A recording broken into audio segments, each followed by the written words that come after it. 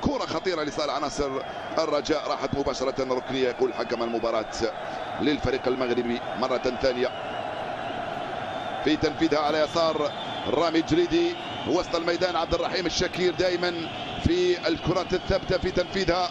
عبد الرحيم وكرة خارجة في اتجاه الرؤوس مع صعود بدر بانون والكرة الأرضية وركنية أخرى. يقول حكم المباراة نعم هي الثالثة للرجاء مع بداية هذا الشوط الثاني بعد مرور 19 دقيقة لعب لحد الآن. ما زال التعادل هدف لهدف.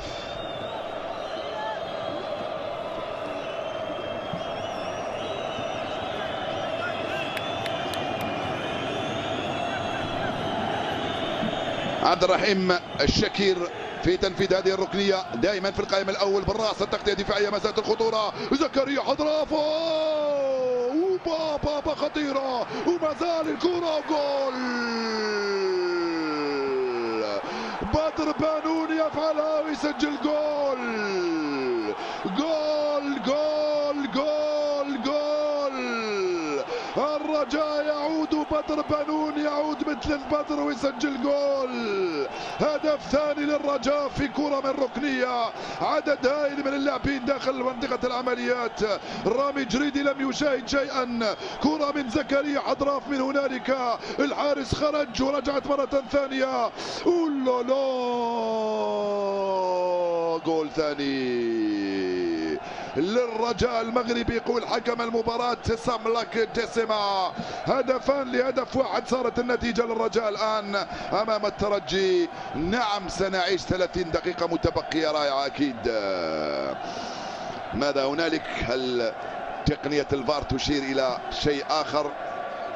طبعا وسط كل هذه الكثافة بروعة سجلها بدر بانون اللاعب المتميز في الخط الخلفي لدفاع الرجاء والذي كان متميزا ايضا في هذه الكرة وفعلها بالعقب بيسرى حطها في الجول. وفرحة كبيرة للجماهير المغربية الحاضرة في المدرجات. هدفان مقابل هدف واحد صارت النتيجة لصالح الرجاء امام الترجي. هدف ثاني من امضاء بدر بانون. كرة خطيرة لصالح عناصر الرجاء، راحت مباشرة ركنية. يقول حكم المباراة للفريق المغربي مرة ثانية في تنفيذها على يسار رامي جريدي وسط الميدان. عبد الرحيم الشكير دائما في الكرات الثابتة في تنفيذها.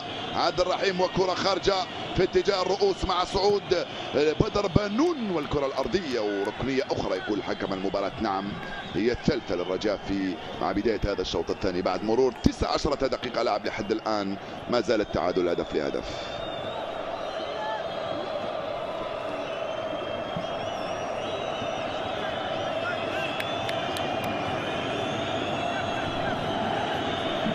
عبد الرحيم الشكير في تنفيذ هذه الركنية دائما في القائم الأول بالراس. التغطية الدفاعية ما زالت الخطورة. زكريا حضرافة وبابا خطيرة وما زال الكرة جول.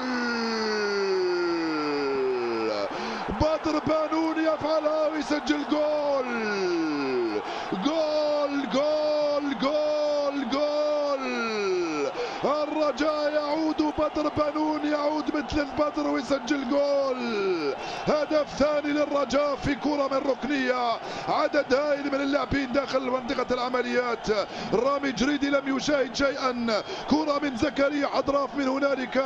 الحارس خرج ورجعت مرة ثانية. أولالا جول ثاني للرجاء المغربي. يقول حكم المباراة ساملاك ديسيما.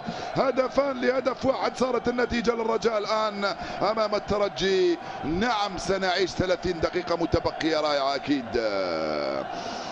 ماذا هنالك؟ هل تقنية الفار تشير إلى شيء آخر؟